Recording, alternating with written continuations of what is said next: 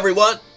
That's right. This is a brand new show, and it's entitled Movie Reviews by Dr. B and Mrs. B. There you go. We are starting a brand new show, and guess what? We're going to do movie reviews. Yes, movie reviews. And why? Because, guess what? I'm an anthropologist, and Mrs. B is an independent artist scholar. There you go. And we're teaming up. Married couple of 31 years, with three adult kids, right? Three children who are adults. Yeah, 3 children who are adults. That's right. And we feel like we have to do these movie reviews because there's a gap of movie reviews by individuals like us. Because you can see we're 2 persons of color, but we're also baby boomers. And that's what's missing out there in the movie world right now. So, yes, this is movie reviews by Dr. B and Mrs. B. There you go. And the first, we're going to take this straight to you. The first movie that we're going to review is Disney Pixar's Soul. That's right, Disney Pixar's Soul. We saw it over the weekend. It just premiered on Disney Plus. And we wanted to take time to really examine all this hype about this movie, right? That's correct. That is correct. Yeah, and we talked about it over the weekend, right? We talked about it over the weekend. We reviewed it, and we have our professional, educated, and critical artist educator. She brings the artist, educator. I bring the anthropologist. And what's an anthropologist? The anthropologist is about human populations, okay? Examining human behavior. That's what I examine. But I'm bringing my approach as, yes, a baby boomer too, y'all. You know what I'm talking about. So anyway, we want to look at our first review. Explain what is a baby boomer. Our ages. We will talk about the baby boomer in just a second. We're going to talk about the movie review. 55 to 60. She wants to talk about baby boomer and give a categorization. I just want to get down. Yeah, I just want to get down to get to this, and you'll hear about my perspective as a baby boomer in a little bit. But let's talk about. Let me set up this movie Soul by Pixar, and starring Jamie Foxx and Tina Fey. Jamie Foxx. Would you ever think they would combine? But no, I didn't think that. Yeah, like whoa. Okay, let's just think about Jamie Foxx. Okay. From back in the day of Living Color, okay, and very acclaimed artist, actor, and Tina Fey. Oh, let me just say, what do you remember Tina Fey from? Well, Saturday Night Live and a few movies, and she did some, blockbuster movies as well. Pretty funny, very activist of a woman. I admire that about her. She's pretty funny. She comes from NBC sitcom. Edgy. She got her break on NBC sitcom. She's an NBC. She's highly promoted on NBC. She gets all these free jobs because she's from NBC. And it's like, free. Women have to work hard. Yeah, I give you that. Of course, I give you that. Come on. Here we go. That's the magic of our collaboration. But Tina Fey, she has her genre. Mrs. B. She has her genre. I give her that, But initially, just the combination of Jamie Foxx and Tina Fey, I said, how are they going to pull this off? So the bottom line is, let me give you a quick scope of the plot line. And basically, Jamie Foxx in the role of Joe Gardner, a teacher of music in the school, jazz, and guess something happens to him. Yes, you've seen the trailer. I'm not gonna give you a full spoiler alert, but somehow he gets in an accident and his soul and spirit is evaluated. Okay, he has to go through this evaluation before he goes to heaven or whatever. Okay. And they go through this assessment, and I'm just going to stop right there because I don't want to give a lot of the movie weight right up front. So, again, the first part of the movie, it was really nice. Let me just say, Pixar did such a great job on the artist and the animation of the individuals, of all the characters. Very, very real.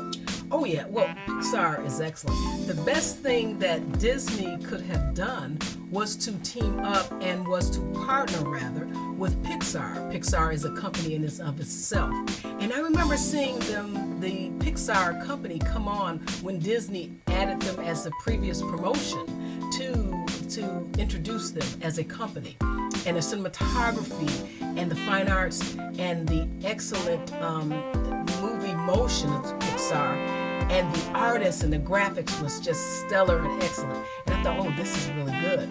And they introduced them with those scenes where they had the animals and things right before that, these skits right before that. And I thought, wow, that is pretty good. And then I said, this is what they need. That animation, that realism, to bring it into 3D. And that's when I think Disney realized, and Pixar, that was a wonderful partnership. And Pixar became a company in and of its own. But the realism, Disney went further with Pixar. Yes, they did. And they definitely need it in this movie. Now we're 6 minutes in. We're going to keep this show very tight. We're going to keep it tight. I'm going to give you a spoiler alert. Yes, after the character Joe Gardner, who is an English musician teacher, he gets in an accident, and he gets in this accident, but he wants to play piano. He wants to perform with the greatest artist. And he has this one and only opportunity. Yet he gets in this accident that stops him in his tracks. And yet, in this accident, he meets what? The spiritual, what were the gatekeepers? The gatekeepers, the spiritual realm of a three-dimensional anime of a heaven. Yeah. It's called Yosemite. Before Heaven and Other. They call it Yosemite. Yes. Yosemite. Transparent type of Yosemite figures, which was kind of cool. I like Yosemite. Yeah.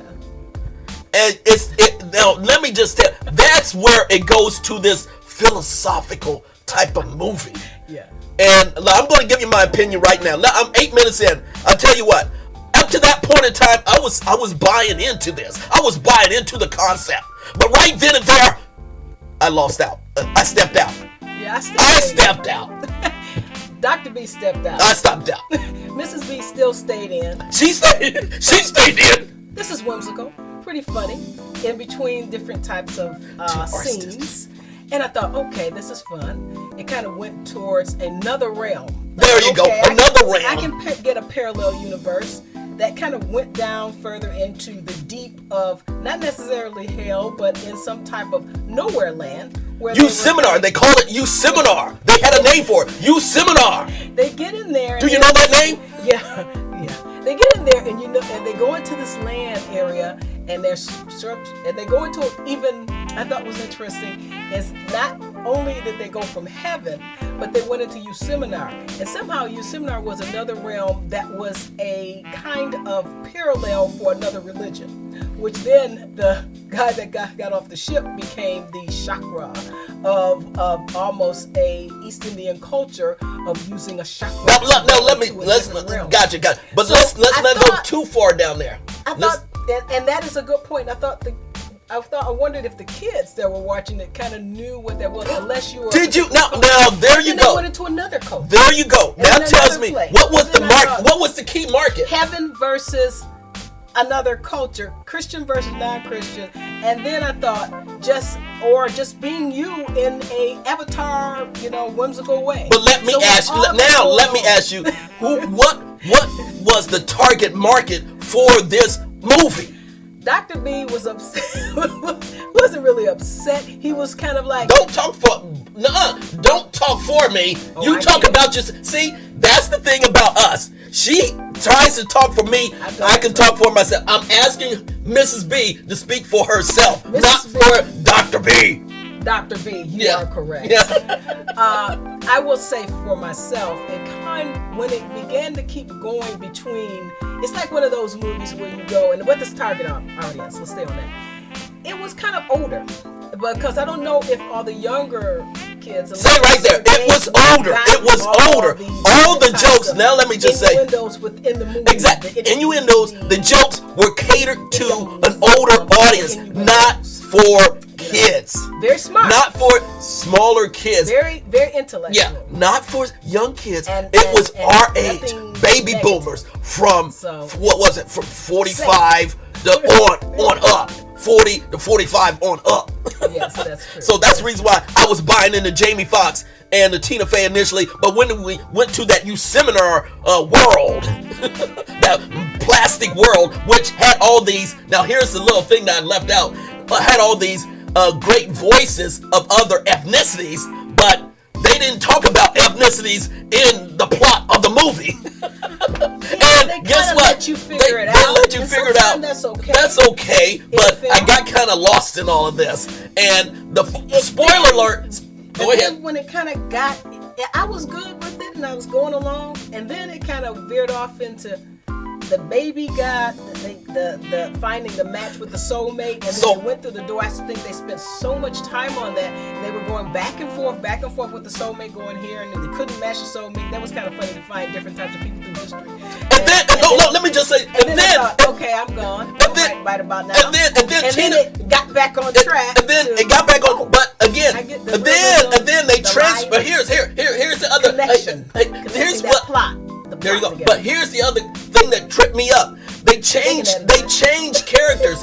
That is, Jamie Foxx became the cat, and Tina Fey became Joe Gardner, and they switched voices. I was tripping out. I said, "What's going on?" And then they end up going to a barber shop. Okay, and Tina Fey was a brother barbershop, and to me that felt like, okay, this is where Tina Fey always wanted to go to the barbershop, and they explained all the deal about what's happening in the barbershop. We know what's happening in the barbershop, so they tried to make that real fun and good, but it was like, I've been to the barbershop. The Mark has gone to the barbershop. What else is new about the barbershop that I haven't seen? But it was new to the Tina Fey audience, I think. And they were I'll just say new to the Tina Fey audience. It wasn't new to Jamie Foxx audience. Come on. Because Jamie Foxx is always bringing. And the final thing, we got to have to wrap this up pretty soon. The final thing is, it was all about this music. But guess what? Don't forget Jamie Foxx. He sings. He's an artist. But he never sang in this movie. Yeah. That was the kicker to me. I said, you got Jamie Foxx in this movie? It's about music. It's about piano. It's about playing jazz. And Jamie Foxx, who played, guess what, Ray Charles in a great movie before, didn't even get a chance to sing. Excellent role. Think about it. Jamie Foxx didn't even get a chance to sing. But part of that is the script, sticking to the script. But here's the thing. I loved it when he was playing the piano and he had this swirl around. Yeah, I give you that vibe and this animation character. And then the mother role saying, you better get a job. You better get a job. The mother role was played by Felicia Rashad, by the way. Oh, and mother role was great.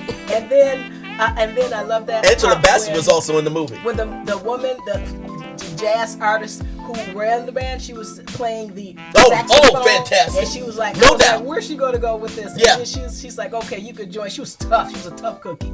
And she was ready to get the groove going on. And she says, you got the gig. Yeah, she did. And then he wanted to get back so bad. And then when they switched the voices, I was like, just come on and sing the song. When they went in the barbershop, he went in the barbershop with the cat voice. Thank you. The cat was cool, but he went into the barbershop and then he was in there like, hey man, How you doing? So we're not going to give a spoiler alert at the very beginning. We're not going to give the final play, but we want to give like our assessment. jazz, So at this point in time, exactly. At this point in time.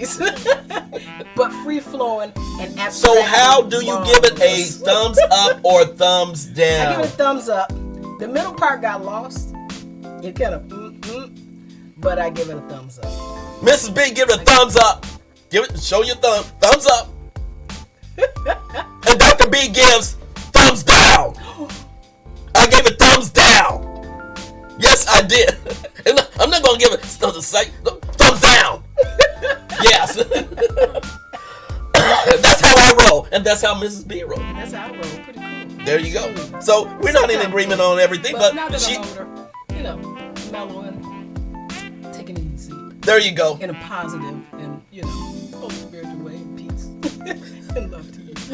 That's our review of Disney Pixar's Soul. And more likely, they're going to come out with Soul number 2 eventually, because the way they set it up at the end, seems like they setting this up for Soul 2. And I hope they don't. But again, because I checked out 5 minutes within the movie. I'm sorry, I checked out. There you go. You go like that. You go like. For the movie review. For the movie review.